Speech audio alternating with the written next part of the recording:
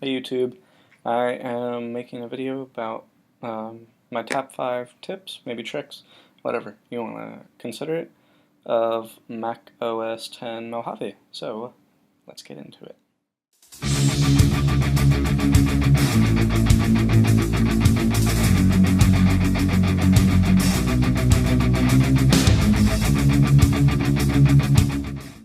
Alright, so my first little tip is going to be marking up screenshots. So to take a screenshot, it's Command-Shift-3, and now we get this in the lower right corner. So if we click on that, we can draw on it, we can add some text, we can do a whole lot. This is the same thing that was added in iOS 11, I believe. So it's pretty nice. Next will be the dynamic desktop background. Now as you can see, I actually already have this ready.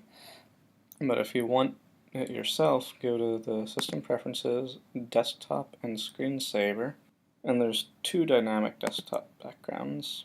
So we have the Mojave Desert, I assume that is, and then there's Solar Gradients, which are... I actually haven't seen that. I think I like Mojave better though. Okay, so dynamic desktop background is pretty nice. Now, if you've seen my previous video, you'll know what's about to come up.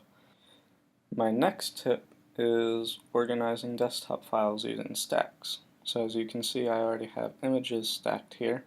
In order to do that, you right-click on the background and select Use Stacks, and it automatically sorts all files of the same type. Pretty useful. Right? The fourth little tip is the recently opened apps. So you see I've got System Preferences OBS, which is being used to record this, and Reminders. Now you can notice by this little divider that these aren't items that are kept in the dock all the time. And if you want to get rid of them, you can just drag them up and it will remove them. And to get them back, just open them up again, and there they stay.